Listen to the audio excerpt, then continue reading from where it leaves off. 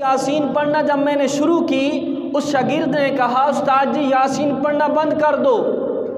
کہتے ہیں میں نے بند کی، میں نے اس کو کہا کلمہ پڑھ لا الہ الا اللہ محمد رسول اللہ۔ اس نے کہا کہ میں یہ کلمہ نہیں پڑھتا، میں اس قرآن سے بھی معاذ اللہ انکار کرتا ہوں، میں کلمے کا بھی انکار کرتا ہوں۔ کہا کہ میرے سامنے دیکھتے ہی دیکھتے اس کا خاتمہ اسی طرح ہو گیا کفر پر۔ کہا کہ جب اس کا خاتمہ ایمان سے انکار کرتے ہوئے اس کی روح نکل گئی، کہا 40 دن تک میں روتا رہا اپنے گھر میں کہ اتنا پڑھا لکھا میں نے اس کو پڑھایا، میں نے سمجھایا، اتنا پڑھا لکھا والصلاة والسلام على سید الانبیاء والمرسلین، اما بعد فاعوذ باللہ من الشیطان الرجیم، بسم اللہ الرحمن الرحیم۔ قال اللہ تبارک و تعالی فی القرآن المجید، ان الذین کفروا وماتوا وهم کفار اولئک علیہم لعنت اللہ والملائکۃ والناس اجمعین لا یخفف عنہم العذاب ولا هم ینظرون۔ صدق اللہ العظیم۔ قال اللہ تبارک و تعالی فی شان حبیبہ، ان اللہ وملائکتہ یصلون علی النبی یا ایہا الذین آمنوا صلوا علیہ وسلموا تسلیما۔ بڑی محبت نال درود شریف پڑھو۔ الصلاۃ والسلام علیک یا سیدی یا رسول اللہ وعلی آلک واصحابک یا سیدی یا حبیب اللہ۔ الصلاۃ والسلام علیک یا سیدی یا نبی اللہ وعلی آلک واصحابک یا سیدی یا نور اللہ۔ بلغ العلا بکمالہ کشف الدجی بجمالہ حسنت جمیع خصالہ صلوا علیہ وآلہ۔ یا صاحب الجمال و یا سید البشر من وجہک المنیر لا یمکن الثناء کما کان حقہ بعد از خدا بزرگ توئی۔ قصہ مختصر۔ اللہ تعالیٰ کے فضل اور توفیق اور اس کے پیارے حبیب صلی اللہ علیہ وآلہ وسلم کی نگاہ رحمت و شفقت کے صدقے سے آج ہمیں 1445 ہجری ماہ جمادی الاول اور جمادی الاول کا آج تیسرا جمعہ ہے، جمعۃ المبارک کی حاضری کا شرف حاصل ہو رہا ہے۔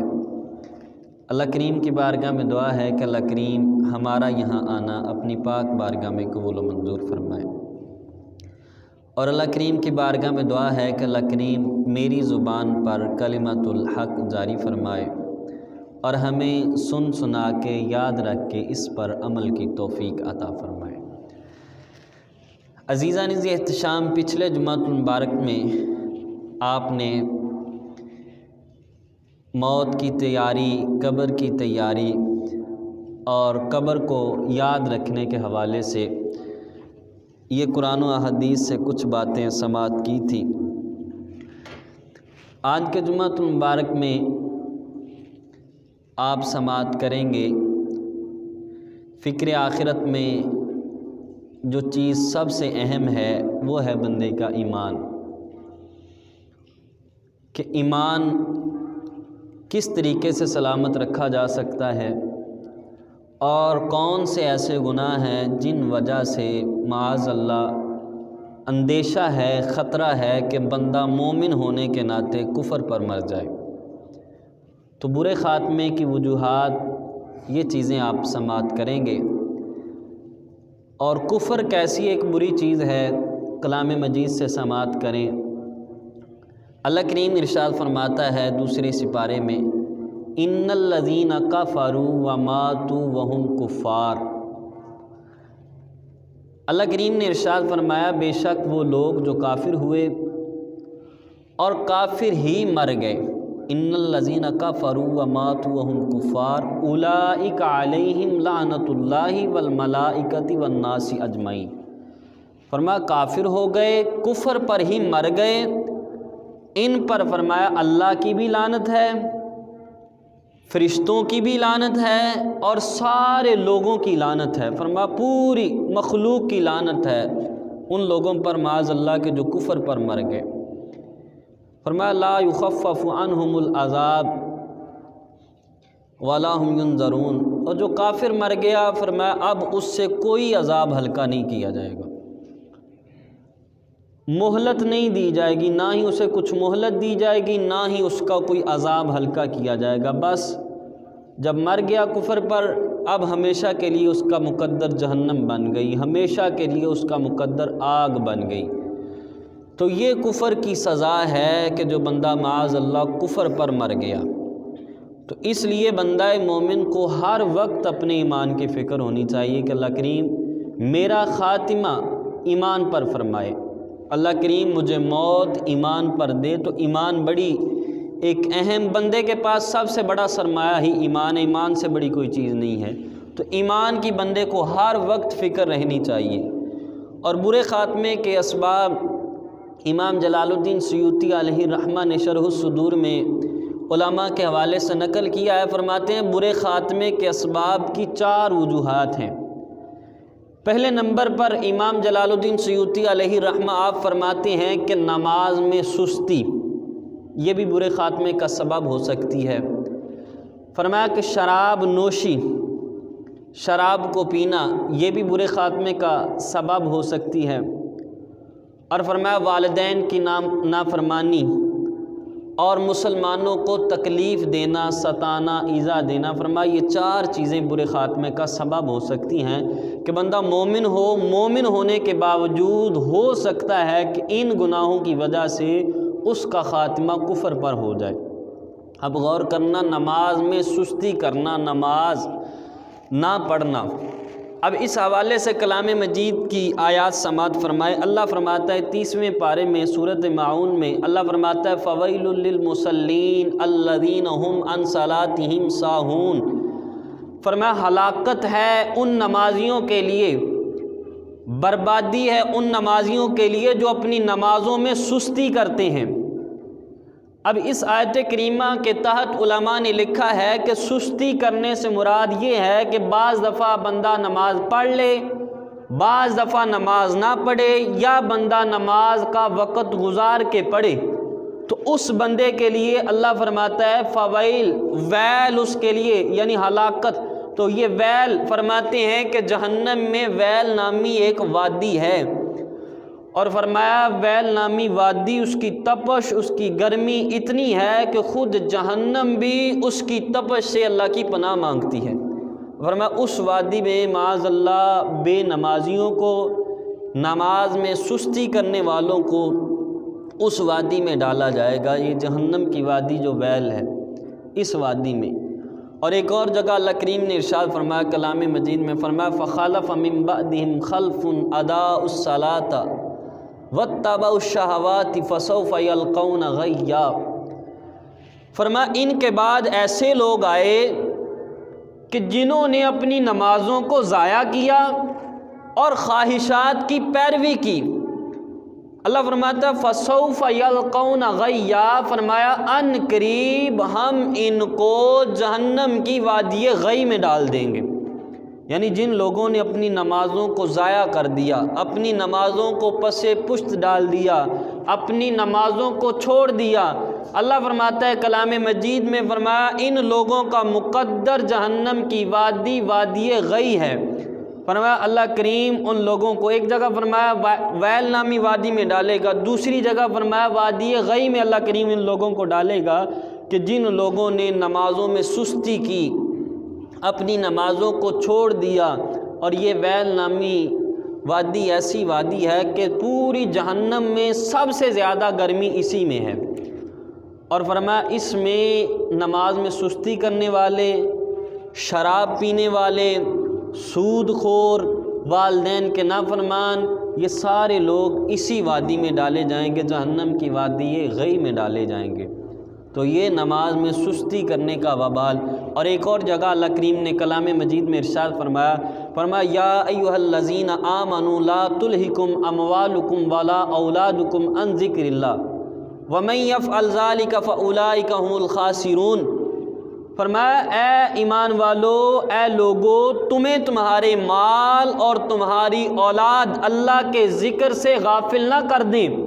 فرمایا جو بندہ اولاد کی وجہ سے یا اپنے مال کی وجہ سے اللہ کے ذکر سے منہ موڑ لے گا، فرمایا یہی لوگ خسارے والے ہیں۔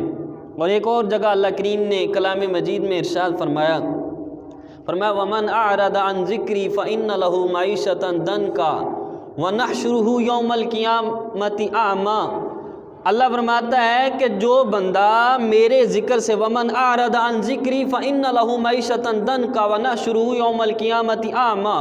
فرمایا جو بندہ میرے ذکر سے منہ موڑتا ہے، فرمایا میں اس کی دنیا کی زندگی تنگ کر دوں گا، اور فرمایا قیامت والے دن جب وہ بندہ میری بارگاہ میں اٹھے گا تو میں اندھا کر کے اس کو اٹھاؤں گا، جو فرمایا میرے ذکر سے منہ موڑے گا۔ اور پچھلی آیت میں فرمایا یا ایھا الذین آمنوا لا تلہکم اموالکم ولا اولادکم عن ذکر اللہ۔ اب اس آیت کریمہ کے تحت امام محمد بن احمد ذہبی علیہ الرحمہ آپ فرماتے ہیں کہ اس آیت کریمہ میں جو فرمایا کہ ذکر، فرمایا اس ذکر سے مراد 5 نمازیں ہیں، یعنی کہ جو بندہ ان نمازوں سے منہ موڑتا ہے، نمازوں کو ترک کرتا ہے اولاد کی وجہ سے، اور ایک آیت کریمہ میں فرمایا یہ تمہارا مال اولاد یہ فتنہ ہے، فرمایا اولاد کی وجہ سے مال کی وجہ سے نمازوں کو ترک کرتا ہے، تو اس میں ذکر اللہ سے مراد 5 نمازیں ہیں۔ اور ایک حدیث مبارکہ کا مفہوم ہے، حضور نبی رحمت شفیع امت صلی اللہ علیہ وسلم نے ارشاد فرمایا، حضور فرماتے ہیں کہ جو بندہ نماز کو سینے کے ساتھ لگا لے، نماز کو پابندی کے ساتھ ادا کرے، نماز کو اچھے طریقے کے ساتھ ادا کرے، حضور فرماتے ہیں یہ نماز قیامت کے دن اس کے لیے نور بھی ہوگی، نجات بھی ہوگی، دلیل بھی ہوگی۔ اور فرمایا جو بندہ نماز کو چھوڑ دے، نماز کو ترک کر دے، فرمایا یہ نماز نہ قیامت کے دن اس کے لیے نور ہوگی، نہ دلیل ہوگی، نہ نجات ہوگی۔ اگلے حدیث مبارکہ کے لفظ سماعت کرنا، حضور فرماتے ہیں کہ اس بندے کا حشر فرعون، قارون، حامان اور ابی بن خلف کے ساتھ ہوگا۔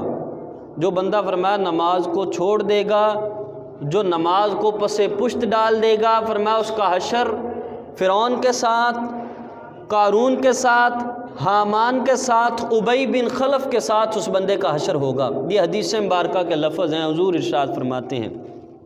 اب اسی حدیث مبارکہ کی تشریح کرتے ہوئے امام محمد بن احمد ذہبی علیہ رحمہ فرماتے ہیں، اس میں جو فرمایا گیا پکے کافروں کے، منافقوں کے نام لیے گئے کہ فرمایا جو نماز میں سستی کرتے ہیں، جس جگہ جہنم میں یہ کافر رہیں گے وہاں وہ بے نمازی بھی رہیں گے۔ اس لیے کیوں فرمایا گیا؟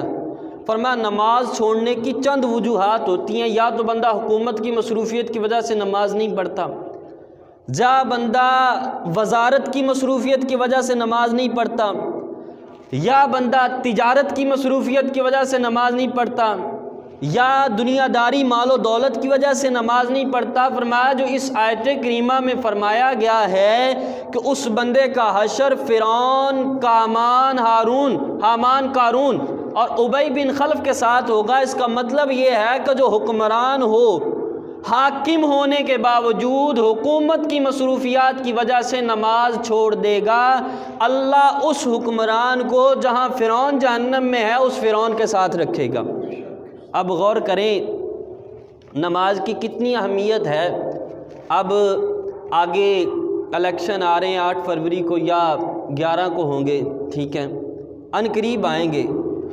آپ کے سامنے ہیں جو بھی حکمران ہیں، جو اب موجود ہیں یا پچھلے تھے، جو بھی ہیں، ان میں سے دیکھ لیں، بعض ایسے بھی ہیں کہ جو دین مصطفیٰ کا نام لیتے ہیں لیکن ان کا اپنا چہرہ دیکھ لیں، جو اپنے چہرے پر اسلام نافذ نہیں کر سکا، جو اپنے جسم پر اسلام نافذ نہیں کر سکا، جن کے جلسوں میں اسلام نہیں ہے، وہ ملک میں کیا اسلام کریں گے؟ اور جن کو پوری زندگی ہو گئی حکومتیں کرتے ہوئے، وہ کیا اسلام نافذ کریں گے؟ یہ سارے چور، ڈاکو، لٹیرے ہیں۔ یہ منبر اس چیز کی یہ گواہی دیتا ہے کہ یہاں بیٹھنے والا بندہ حق کے خلاف نہ بولے، وہی چیز بولے جو قرآن اور حدیث کے مطابق ہے۔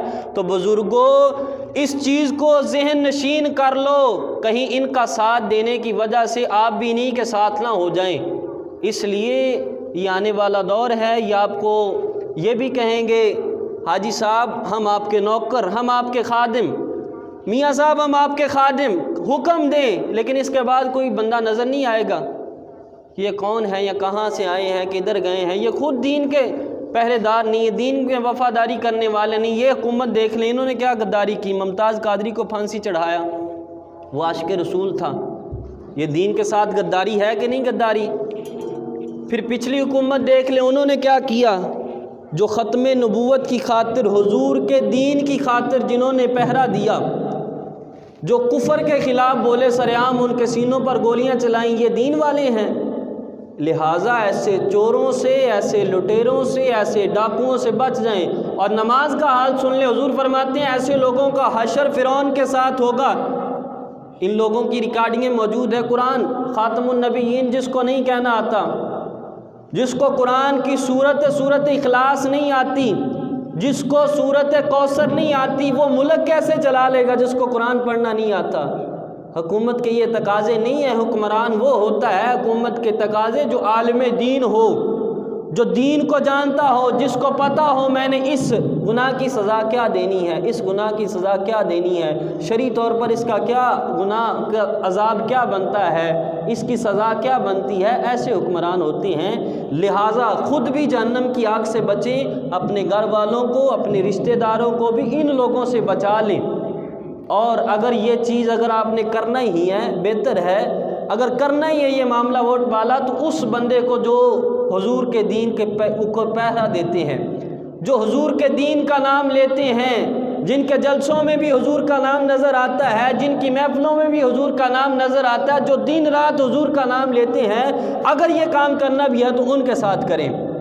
ایسے لوگ بھی موجود ہیں، تحریک لبیک یا رسول اللہ والے بھی موجود ہیں، اگر یہ سلسلہ کرنا ہے تو ان کے ساتھ کریں۔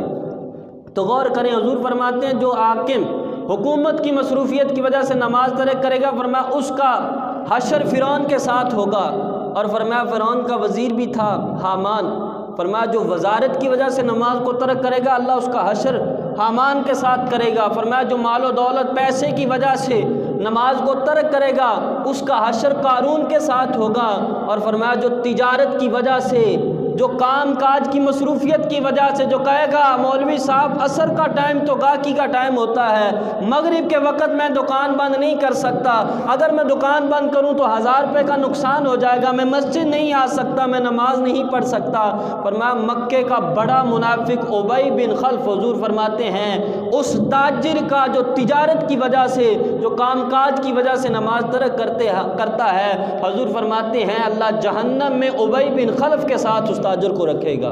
اب بھائیو غور کرو، نماز نہ پڑھنے کا، نماز کو ترک کرنے کا کتنا بڑا وبال ہے۔ تو یہ کام کاج، آپ کی دکان ہے، آپ تاجر ہیں، آپ جانوروں کے لیے چارہ کاٹتے ہیں، کوئی بھی مصروفیت ہے، نماز کسی حال میں معاف نہیں ہے۔ یہ چیزیں آپ کو نماز سے نہ روک دیں۔ یہ نہ ہو کہ قیامت کے دن جس صف میں فرعون کھڑا ہو، جس صف میں حامان کھڑا ہو، جس صف میں قارون کھڑا ہو، جس صف میں ابی بن خلف کھڑا ہو، نماز کو ترک کرنے والے یہ بھی اسی صف میں کھڑے ہوں، تو پھر کیا فائدہ ہے یہ 60 سال کی زندگی، یا 70 سال کی زندگی، یا 40 سال کی زندگی؟ پھر آئے ہم کیا تھے؟ ارے بھائیو یہ دنیا، اللہ جس نے اس دنیا کو بنایا ہے وہ خالق کائنات خود فرماتا ہے وَمَا الْحَيَاةُ الدُّنْيَا إِلَّا مَتَاعُ الْغُرُورِ، کہا میں نے دنیا بنائی ہے، میں کہتا ہوں دنیا دھوکہ ہے، میں کہتا ہوں دنیا دھوکے کا سامان ہے۔ دنیا میں آ کے تم دین کو نہ چھوڑ دینا، دین کو ترک نہ کر دینا۔ جس نے یہ جہان بنایا، جس رب نے، وہ فرماتا ہے یہ جہان دھوکہ ہے، دنیا دھوکے کا نام ہے۔ وَمَا الْحَيَاةُ الدُّنْيَا إِلَّا مَتَاعُ الْغُرُورِ، یہ صرف دھوکہ ہے، خالق کائنات خود فرماتا ہے۔ تو اس کے دھوکے میں آ کے اپنی آخرت کو برباد نہ کر لینا۔ یہ حدیث مبارکہ کے لفظ ہیں۔ اور ایک حدیث مبارکہ کا مفہوم حضور نبی رحمت شفیع امت صلی اللہ علیہ وسلم فرماتے ہیں، حضور فرماتے ہیں قیامت کے دن جب بندے اللہ کی بارگاہ میں آئیں گے، اللہ سب سے پہلا نماز کے بارے میں سوال کرے گا۔ فرمایا اگر نماز درست ہوئی اللہ اس کی وجہ سے باقی اعمال بھی معاف کر دے گا، باقی گناہ بھی معاف کر دے گا۔ فرمایا اگر نماز درست نہ ہوئی تو فرمایا اس بندے کا مقدر جہنم ہو سکتی ہے۔ اب غور کریں، قیامت کے دن پہلا سوال ہی نماز کے بارے میں ہوگا۔ اور یہی نہیں، اور حدیث مبارکہ بھی سماعت کریں۔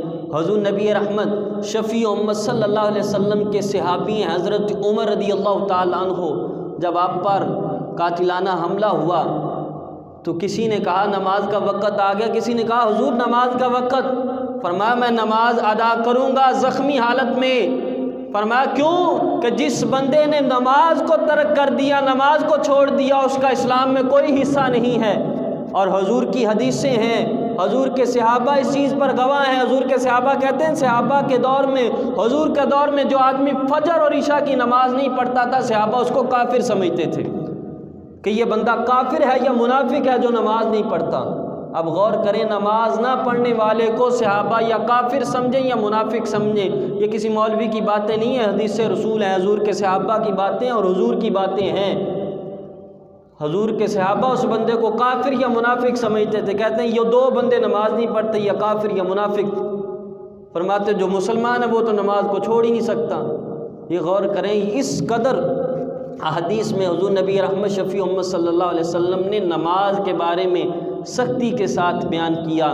اور حضرت عبادہ بن صامت رضی اللہ تعالی عنہ راوی ہیں، یہ کہتے ہیں حضور نبی رحمت شفیع امت صلی اللہ علیہ وسلم نے فرمایا جو بندہ نماز کی حفاظت کرتا ہے، نماز کو سینے کے ساتھ لگاتا ہے، یہ نماز اس کے لیے چمک ہو جائے گی، یہ نماز اس کے لیے نور ہو جائے گی۔ اور فرمایا یہ نماز اس پڑھنے والے کی اللہ کی بارگاہ میں سفارش کرے گی، اللہ اس سفارش کی وجہ سے اس بندے کی بخشش فرما دے گا۔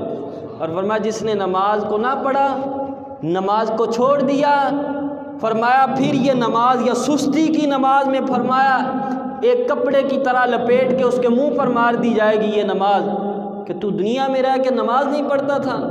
یہ غور کریں، نماز کا اس قدر اہمیت ہے حدیث رسول میں، اس قدر حضور نبی رحمت شفیع امت صلی اللہ علیہ وسلم نے سختی کے ساتھ حکم فرمایا کہ نماز کسی حال میں بھی معاف نہیں ہے۔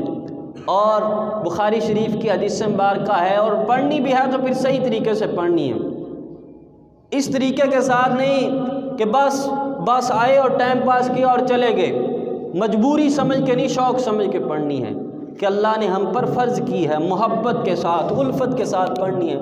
حضرت حذیفہ بن یمان، انہوں نے ایک بندے کو دیکھا وہ نماز پڑھ رہا ہے، فرمایا اگر تو اسی حال میں نماز پڑھتا ہوا مر جائے گا تو دین محمدی پر نہیں مرے گا، بخاری شریف ہے۔ انہوں نے عرض کیا کیوں؟ کہا تو نے رکوع اور سجدے صحیح نہیں کیے۔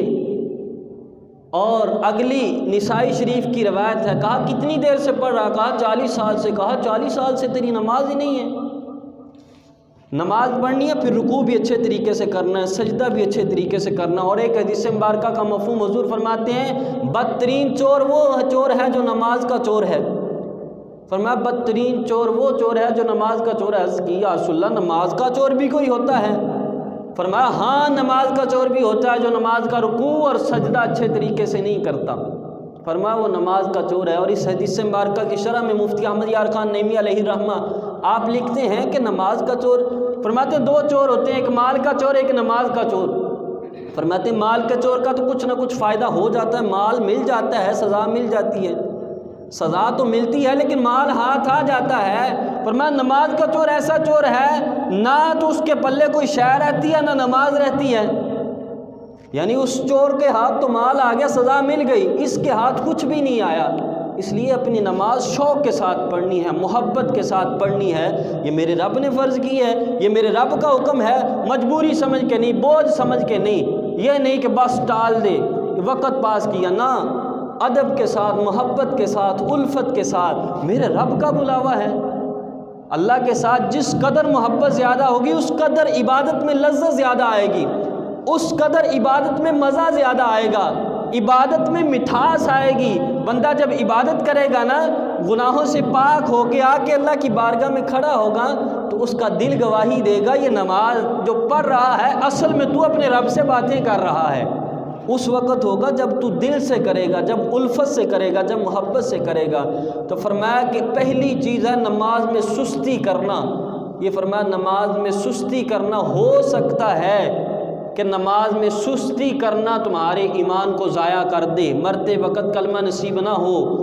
اور پھر ایک حدیث مبارکہ کا مفہوم حضور فرماتے ہیں جو بندہ جان بوجھ کے ایک نماز ترک کر دے گا، فرمایا اللہ کریم اس بندے کا نام جہنم کے دروازے پر لکھ دے گا، جس سے فرمایا وہ جہنم میں داخل ہوگا۔ ایک نماز ترک کرنے کا ہے کہ نماز چھوڑنے کا وبال ہے۔ تو جو بندہ آتا ہی جمعے والے دن ہے اور جمعہ بھی بڑی مشکل سے پڑھتے ہیں، ارے بھائیو دنیا بنانے والا کہتا ہے دنیا دھوکہ ہے، اس کے دھوکے میں نہ آؤ، اپنی آخرت سیدھی کرو، اپنی آخرت کے لیے تیاری کرو۔ اور دوسری چیز فرمایا جو کفر پر خاتمے کا وجہ ہے وہ فرمایا یہ ہے کہ بندہ والدین کو ستائے، شراب نوشی کرے، یہ بھی برے خاتمے کا سبب ہے۔ اور اگر ایسے بندہ گناہ کرے تو چاہے کتنا بڑا بھی ہو اس کے ساتھ بھی ایمان سلبی والا سلسلہ ہو سکتا ہے۔ حضرت فضیل بن عیاض یہ اللہ کے ولی ہیں، بڑے کامل اللہ کے ولی حضرت فضیل بن عیاض، انہوں نے دین پڑھا بھی ہے پڑھایا بھی ہے۔ غور سے سننا، یہ کہتے ہیں میرا ایک شاگرد تھا، اس کی نزاع کا وقت آ گیا، اس کی جان نکلنے کا وقت آ گیا۔ کہتے ہیں میں اس کے پاس گیا، میں نے اس کے پاس جا کے قرآن کھولا، قرآن کی سورت یاسین پڑھنا شروع کر دی۔ کہتے ہیں یاسین پڑھنا جب میں نے شروع کی، اس شاگرد نے کہا استاد جی یاسین پڑھنا بند کر دو۔ کہتے ہیں میں نے بند کی، میں نے اس کو کہا کلمہ پڑھ لا الہ الا اللہ محمد رسول اللہ۔ اس نے کہا کہ میں یہ کلمہ نہیں پڑھتا، میں اس قرآن سے بھی معاذ اللہ انکار کرتا ہوں، میں کلمے کا بھی انکار کرتا ہوں۔ کہا کہ میرے سامنے دیکھتے ہی دیکھتے اس کا خاتمہ اسی طرح ہو گیا کفر پر۔ کہا کہ جب اس کا خاتمہ ایمان سے انکار کرتے ہوئے اس کی روح نکل گئی، کہا 40 دن تک میں روتا رہا اپنے گھر میں کہ اتنا پڑھا لکھا میں نے اس کو پڑھایا، میں نے سمجھایا، اتنا پڑھا لکھا میرا شاگرد اور مرتے وقت ایسے ہو گیا۔ کہا 40ویں دن مجھے اس کا دیدار ہوا، میں نے پوچھا، میں نے کہا نوجوان کیا ہوا تیرے ساتھ معاملہ، کیوں یہ سارا سلسلہ ہوا؟ اس نے کہا استاد جی میں 3 گناہ کرتا تھا۔ غور سے سننا، کہا استاد جی میں 3 گناہ کرتا تھا۔ ایک فرمایا میں چغلی کرتا تھا، ایک فرمایا میں حسد کرتا تھا، اور ایک فرمایا کہ میں سال بعد ایک مجھے مرض تھی، حکیم کے مشورے پر، طبیب کے مشورے پر 1 سال کے بعد 1 گلاس شراب کا پیتا تھا۔ کہا یہ 3 گناہ کرنے کی وجہ سے معاذ اللہ میرے ساتھ یہ معاملہ ہوا ہے۔ اب غور کرنا، چغلی کا معاملہ تو ہمارے ہاں عام ہے، ہمارے مرد حضرات ہوں، ہماری دینی محفلیں ہوں، محفلوں کے بعد ہو بیٹھنا ہو، ہماری عورتیں ہوں، مرد ہوں، کاروباری حضرات ہوں، کسی طرح کے بھی لوگ ہوں، چغلی تو عام ہے۔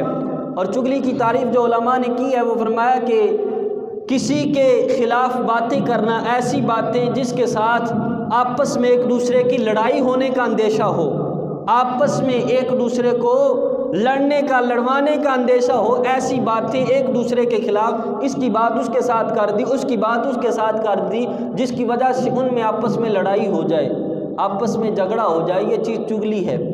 اور گھروں میں عام ہے یہ چیزیں، باہر لوگوں میں، بازاروں میں، گلیوں میں، دکانوں میں بھی یہ چیزیں عام ہیں، اور یہ چیز چغلی کفر پر خاتمے کا سبب ہو سکتی ہے۔ اور ایک حدیث مبارکہ کا مفہوم ہے، بخاری شریف ہے، حضور فرماتے ہیں چغل خور فرمایا جنت میں داخل نہیں ہوگا، ہو ہی نہیں سکتا، فرمایا چغل خور ہو اور جنت میں داخل ہو جائے۔ اور ایک حدیث مبارکہ کا مفہوم ہے، حضور علیہ الصلوۃ والسلام فرماتے ہیں، حضور علیہ الصلوۃ والسلام فرماتے ہیں چغل خوری کرنے والا، حسد کرنے والا، اور فرمایا پاک باز لوگوں پر تہمت لگانے والا، ان کے خلاف باتیں کرنے والا، فرمایا یہ 3 طرح کے لوگ ایسے ہیں کہ جب اللہ کی بارگاہ میں آئیں گے قیامت کے دن تو اللہ کریم ان کو کتے کی شکل میں اٹھائے گا۔ یہ حدیث رسول ہے، چغل خوری، یہ چغل خوری، یہ حسد، اور اس کے علاوہ یہ پاک باز لوگوں پر عیب جوئی کرنا، ان پر تہمت لگانا، یہ کس قدر بری چیز ہے۔ اس لیے میرے بھائیوں یہ دنیا کی زندگی یہ دھوکے کا سامان ہے، ان چیزوں سے توبہ کر لو، اللہ کی بارگاہ میں آ کے رجوع کر لو، اللہ سے معافی مانگ لو سچے دل سے۔ اور پاک باز لوگوں پر عیب جوئی کرنا، تلاش کرنا، عیب کرنا، یہ بھی ہمارے ہاں کثرت سے پایا جاتا ہے۔ اور یہ میں مطلقاً ایک بات کر رہا ہوں، نہ کسی چیز کو کوئی نشانہ بنا کے، مطلقاً جو ہمارے معاشرے میں چیز چل رہی ہے کہ جس بندے کی گھر میں اچھے طریقے سے نہیں چلتی، جو مطلقاً ہمارے معاشرے میں ہو رہا ہے، جو بندہ باہر اچھے طریقے کے ساتھ اس کی عزت نہیں ہے، وہ مذہبی لوگوں پر آ کے اعتراض کرے گا۔ وہ بندے جو لوگوں کو قرآن پڑھاتے ہیں، لوگوں کو دین سکھاتے ہیں، 5 وقت کی نمازیں پڑھاتے ہیں، وہ لوگ آ کے ان کے ساتھ بحث کریں گے، مباحثہ کریں گے، ان کے خلاف باتیں کریں گے، کوئی نہ کوئی بات تلاش کریں گے، ہو صحیح میں اس بندے کے خلاف باتیں کروں۔ یہ ہمارے معاشرے کا حال ہے۔ اس لیے خدارہ ان چیزوں سے توبہ کیجئے، خدارہ ان چیزوں سے توبہ کیجئے۔ اور حسد کیا چیز ہے؟ حسد کی تعریف یہ ہے کہ کسی کے پاس کوئی نعمت ہو، اس کو چھین جانے کی تمنا کرنا، اس کے پاس یہ نہ رہے میرے پاس آ جائے۔ کسی کے پاس مال دیکھا، اس کا اچھا مکان دیکھا، کہا اس کا مکان گر جائے، اس کا مال ہلاک ہو جائے، یہ مکان میرے پاس آ جائے، یہ گاڑی اس کی سے پاس نہ رہے، یہ میرے پاس آ جائے، یہ اس کو عزت دی ہے، لوگ اس کے پیچھے ہیں، لوگ اس کی تعظیم کرتے ہیں، تکریم کرتے ہیں، یہ اس کی نہیں ہونی چاہیے، میرا ہونا چاہیے سارا چیز، یہ حسد ہے۔ اور حضور نبی رحمت شفیع امت صلی اللہ علیہ وسلم کی حدیث مبارکہ کا مفہوم ہے، حضور فرماتے ہیں حسد فرمایا نیکیوں کو اس طرح کھا جاتا ہے جس طرح آگ لکڑیوں کو کھا جاتی ہے۔ لکڑی کو جلایا جائے تو راکھ بنا دے گی لکڑی جلا کے، فرمایا اس طرح حسد تمہاری نیکیوں کو ختم کر دے گا۔ اور حضور علیہ الصلوۃ والسلام کے صحابہ حضرت ابو سعید خدری رضی اللہ تعالیٰ عنہ، ابن ماجہ شریف ہے، ایک دن بیٹھے صحابہ اور باتیں کر رہے دجال کے فتنے کے حوالے سے۔ حضور علیہ الصلوۃ والسلام نے فرمایا، آ گئے حضور اچانک، اور حضور نے آ کے فرمایا صحابہ مجھے تم میں اس سے زیادہ ایک اور فتنے کی بھی فرمایا مجھے تم میں ہے کہ ہو سکتا ہے وہ فتنہ تم میں پیدا ہو جائے، اور فرمایا وہ شرک خفی ہے۔ صحابہ نے عرض کیا یا رسول اللہ وہ کون سا فتنہ ہے؟ فرمایا ایک آدمی آئے، کھڑا ہو، نماز پڑھے، فرمایا نماز لمبی کر دے۔ کیوں لمبی کرے؟ فرمایا یہ باہر سے آنے والا دیکھ کے کہے ماشاءاللہ بڑی لمبی نمازیں پڑھتا ہے، یہ بڑی اچھے طریقے سے نماز پڑھتا ہے لمبی، دوسرے بندے کو دیکھ کے ویسے چاہے ساری ساری رات عبادت کرتا رہے کوئی مسئلہ نہیں ہے، لیکن اگر کسی کو دکھلاوے کی نیت سے 1 سیکنڈ 1 منٹ نماز بھی لمبی کر دی تو یہ نماز منہ پر مار دی جائے گی کہ اللہ فرمائے گا یہ میرے لیے نماز نہیں پڑھی، یہ تو نے لوگوں کے لیے پڑھی تھی۔ نمازی اس لیے تھا کہ لوگ کہیں نمازی، لوگ نیک کہیں اس لیے نیک تھا۔ فرمایا یہ چیز لوگوں میں زیادہ پائی جائے گی، اور یہ چیز آج معاشرے میں ہے۔ یہ نماز کی صورت نہیں ہے، باقی چیزوں میں بھی یہ چیز پائی جا رہی ہے، دکھلاوے کا عمل باقی چیزوں میں بھی پایا جا رہا ہے یہ چیز۔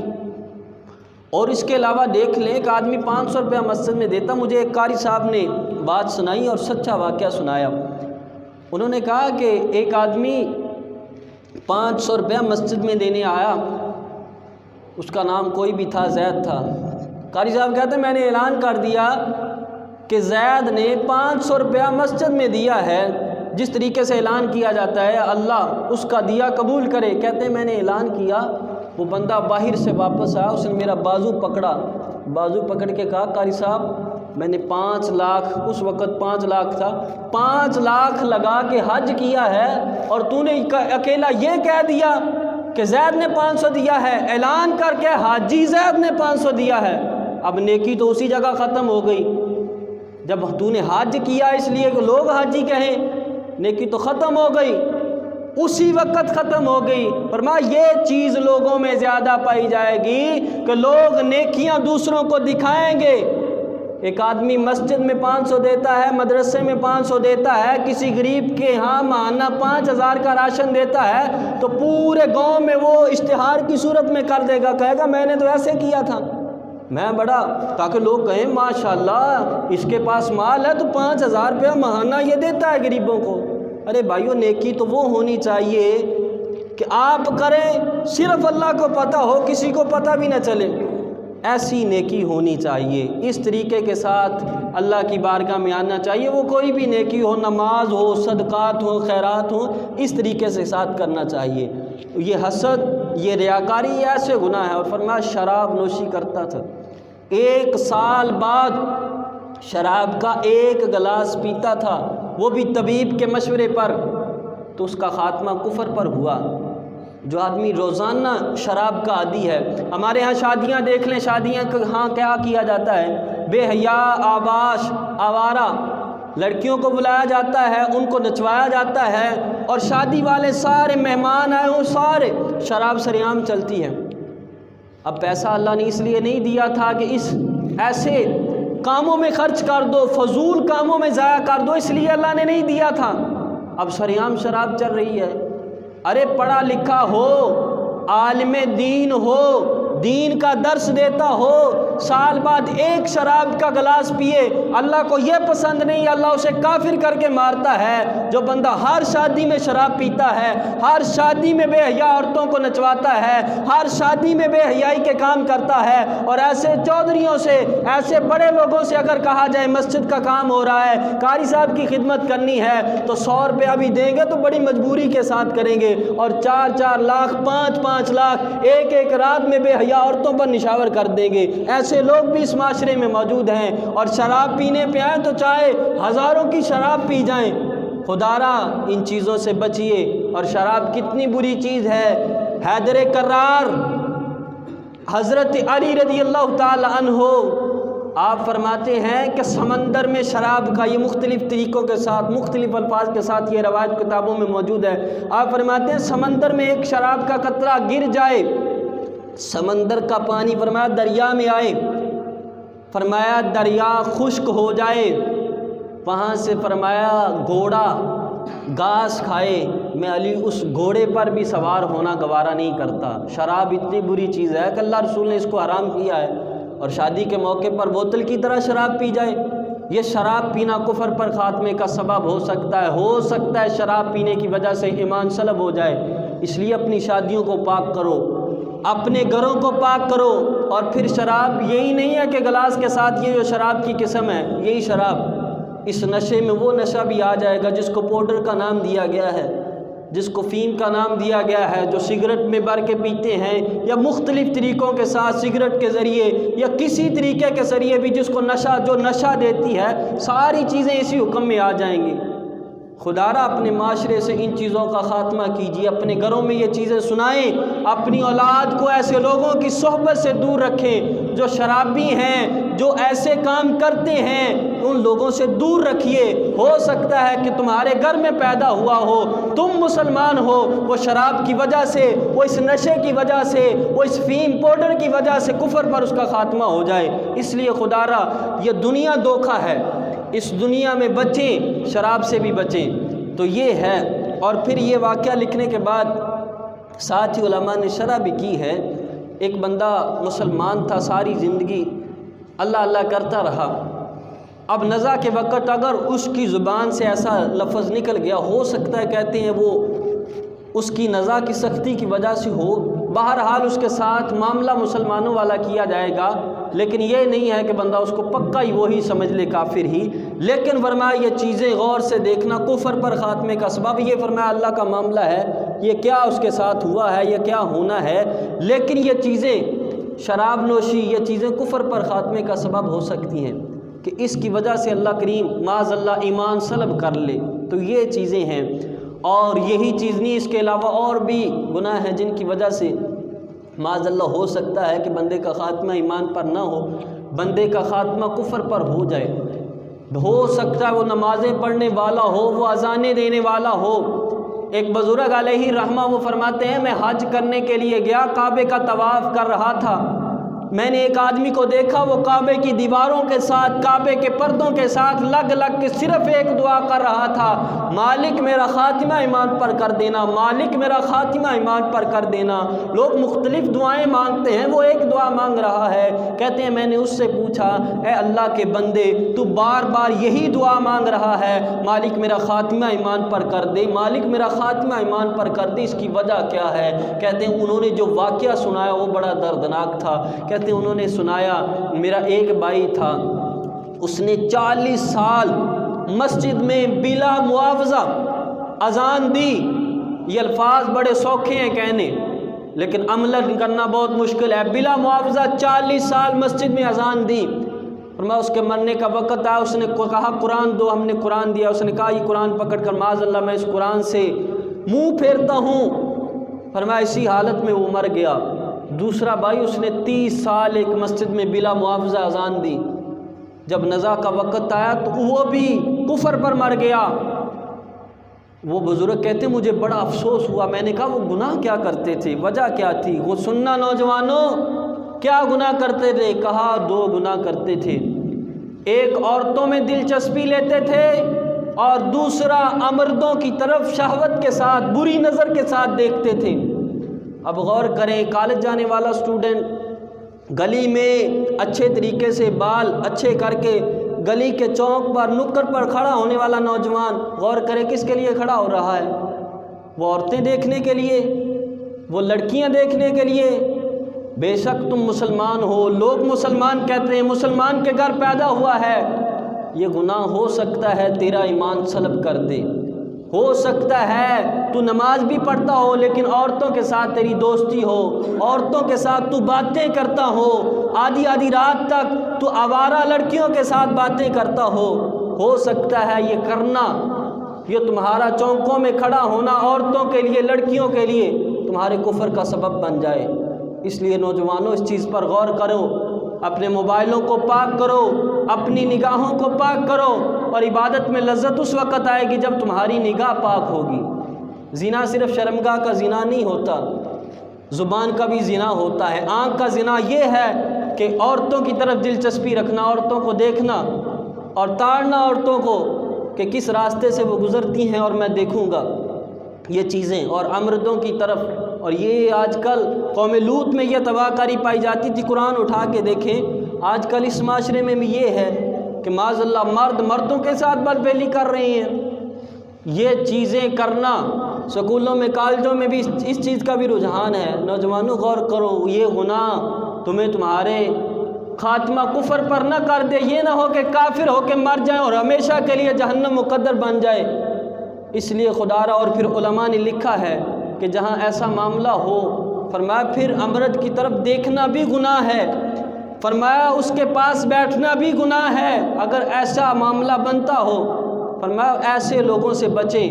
اور پھر اعلیٰ حضرت نے بزرگوں نے لکھا ہے، فرماتے ہیں عورت کے ساتھ 2 شیطان ہوتے ہیں، لیکن جو امرد ہے بغیر ریش بچہ ہے، فرمایا اس کے ساتھ 70 شیطان ہوتے ہیں، اس کے ساتھ 70 شیطان اور عورت کے ساتھ 2 شیطان، یہ دونوں خطرے کی چیزیں ہیں۔ اور ایک صحابی رسول انہوں نے کہا شیطان، ان سے پوچھا گیا شیطان، کہا میں شیطان سے بچ جاؤں گا کسی صورت میں بھی آئے، لیکن فرمایا اگر عورت کی صورت میں شیطان میرے ساتھ آئے، میرے پاس آئے تو میں پھر کچھ نہیں کہہ سکتا۔ یہ عورت کا اتنا بڑا فتنہ ہے، خدا را ان چیزوں سے بچ جائیے۔ اور پھر اس سے بچنا ہو تو اس کا طریقہ ایک حدیث رسول میں حضور علیہ الصلوۃ والسلام کی بارگاہ میں ایک آدمی آیا، حضور نے توبہ کے بارے میں کہا یا رسول اللہ میں مفہوم عرض کر رہا ہوں حدیث مبارکہ کا، عرض کیا یا رسول اللہ میں بدکاری زنا نہیں چھوڑ سکتا۔ اب حضور کے سمجھانے کا انداز، نوجوانوں غور کرنا، حضور کے سمجھانے کا انداز، حضور نے فرمایا اگر یہی کام کوئی تیری ماں کے ساتھ کرے، حدیث رسول ہے،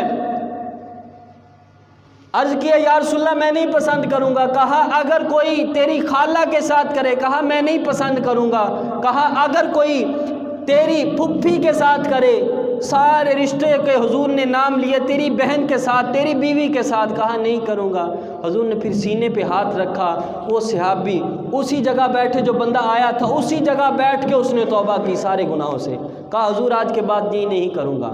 نوجوانوں غور کرو، اگر اپنے گھر کا معاملہ ہونا پھر بندہ سمجھ جاتا ہے کہ اگر اسی طرح کوئی آپ کی خالہ، آپ کی بہن، آپ کی بیوی، آپ کی بیٹی کے لیے یہ معاملہ رکھے، یہ ذہن رکھے تو پھر کیا گوارا کرو گے؟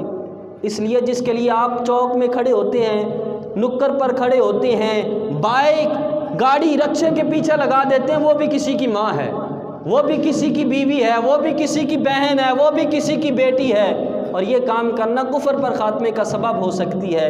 اس لیے خدا را ان چیزوں سے بچیے، ان گناہوں سے بچیے، یہ گناہ کفر پر خاتمے کا سبب ہو سکتے ہیں کہ ان گناہوں کی وجہ سے ہو سکتا ہے۔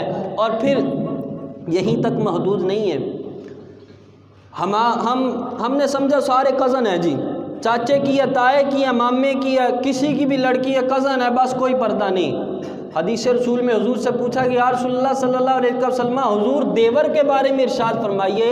حضور نے فرمایا، حدیث کے لفظ ہیں، فرمایا دیور تو موت ہے۔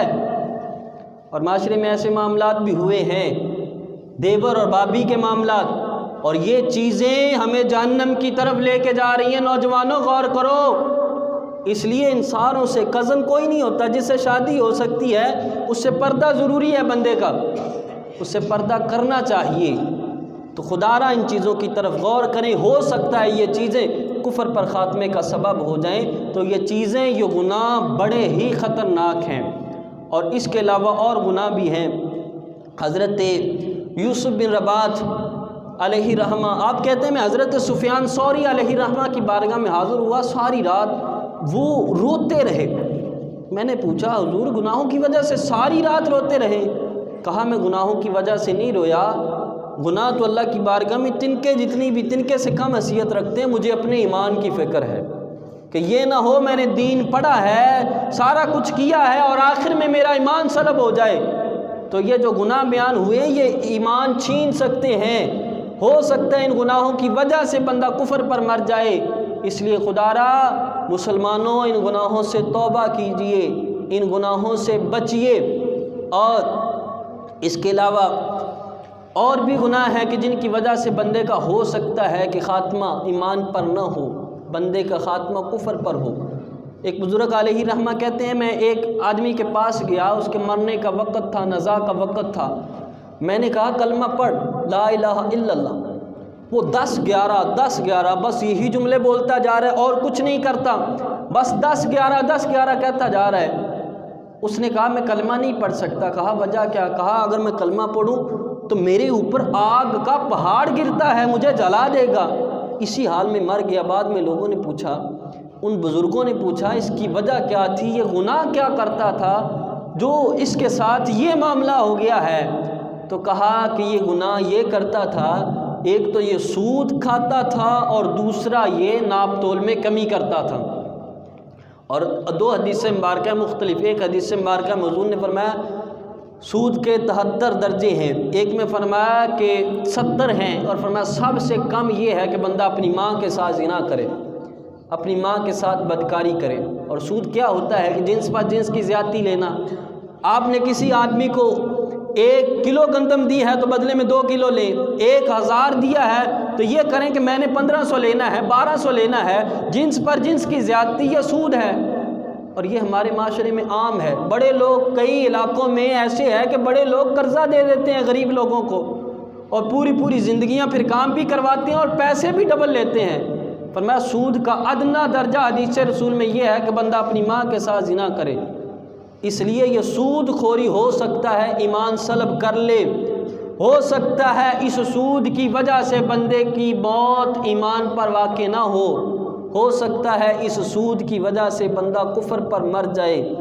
تو اس لیے یہ اتنے خطرناک۔ اور ناپ تول میں کمی، آج کل بعض جگہ دکانداروں نے اپنی وہ کانٹا جو ہے اس کا حساب ہی ایسا بنایا ہوا ہے کہ 1000 گرام کی جگہ وہ 900 گرام تولے گا، وہ 900 گرام تولے گا۔ اور ایک منقول ہے کہ ایک آدمی کو جہنم میں گرایا جائے گا، وہ جہنم کی وادیوں میں جائے گا، وہاں اللہ فرمائے گا یہ 2 پہاڑ ہیں ان کو تول، وہ تولنے لگے گا، اللہ اس کو جہنم میں ڈال دے گا۔ کہا وہ بندہ وہ ہوگا جو ناپ تول میں کمی کرتا رہا ہوگا۔ اس لیے دکانداروں غور کرو، تاجر حضرات غور کریں، تجارت کرنے والے غور کریں۔ اگر 1000 گرام چیز کی جگہ 900 گرام دیں گے تو دنیا میں تو آپ کو ہو سکتا ہے چند ٹکوں کا فائدہ ہو جائے، لیکن آخرت برباد کر رہے ہو۔ اس لیے خدا را ان گناہوں سے بچیے، یہ گناہ جہنم کی طرف لے جانے والے ہیں۔ اس لیے خدا را، اور پہلا بتایا تھا نماز میں سستی، دوسرا شراب خوری، تیسرا والدین کی نافرمانی، اور چوتھا مسلمانوں کو تکلیف دینا۔ یہ گناہ ایسے گناہ ہیں کہ ان گناہوں کی وجہ سے بندے کا خاتمہ کفر پر ہو سکتا ہے۔ اس لیے غور کریں ان چیزوں پر، اور یہ جہان ختم ہو جائے گا نا۔ حدیث مبارکہ کا مفہوم ہے، یہ حدیث یاد کر کے لے جانا۔ حضور فرماتے ہیں جب فیصلہ ہو جائے گا، اللہ جنتیوں اور جہنمیوں کے سامنے موت کو لائے گا، اور موت کو مینڈے کی شکل میں لا کے ذبح کر دیا جائے گا، فرمایا جو جنت میں چلے گئے وہ جنت میں جائیں گے، جو جہنم میں چلے گئے وہ ہمیشہ کے لیے جہنمی ہو جائیں گے۔ خدا را غور کریں، یہ نہ ہو کہ ان گناہوں کی وجہ سے ہمیشہ کے لیے جہنم مقدر ہو جائے۔ اور بخاری شریف کی حدیث ہے، فرمایا جہنم کا جو سب سے ہلکا عذاب ہے، بخاری شریف، فرمایا وہ یہ ہے کہ آدمی کو آگ کا جوتا پہنا دیا جائے۔ فرمایا جب پہنا دیا جائے گا اس کا دماغ کھولے گا، وہ کہے گا سب سے زیادہ عذاب مجھ ہی کو دیا جا رہا ہے۔ یہ نماز چھوڑنا جہنم مقدر نہ بن جائے، ماں باپ کو ستانا اس سے جہنم مقدر نہ بن جائے، ناپ تول میں کمی یہ نہ ہو کہ جہنم مقدر بن جائے، اور عورتوں کی طرف دلچسپی لینا، مردوں کی طرف شہوت کے ساتھ دیکھنا یہ نہ ہو کہ ایسے گناہ ہمارا جہنم مقدر بنا دیں۔ اس لیے نوجوانوں، بزرگ سارے آج نیت کر کے اٹھیں کہ آج کے بعد کوئی گناہ نہیں کریں گے۔ اور اچھے خاتمے کا ذریعہ بھی بتایا امام غزالی علیہ رحمہ، وہ فرماتے ہیں توبہ کر لے، اللہ کی بارگاہ میں سچے دل سے توبہ کر لے، مالک کوئی تیری نافرمانی نہیں کروں گا، سارے اچھے کام کروں گا، سارے شریعت کے مطابق کام کروں گا۔ فرمایا جب یہ اچھے طریقے سے زندگی بسر کرے گا نا تو پھر اللہ کریم اس کا خاتمہ بھی ایمان پر فرما دے گا، پھر اس کے لیے ہمیشہ کی جنت ہوگی جس کے نیچے نہریں بہتی ہوں گی، باغات ہوں گے، حوریں ہوں گی۔ اس لیے نوجوان بزرگ سارے آج نیت کر کے اٹھیں، نہ نماز ترک کریں گے، نہ شراب نوشی اگر کوئی کرتا ہے وہ سود خوری کوئی کسی طرح کا گناہ وہ نہیں کریں گے۔ اللہ کی بارگاہ میں دعا ہے کہ اللہ ہمیں عمل کی توفیق عطا فرمائے۔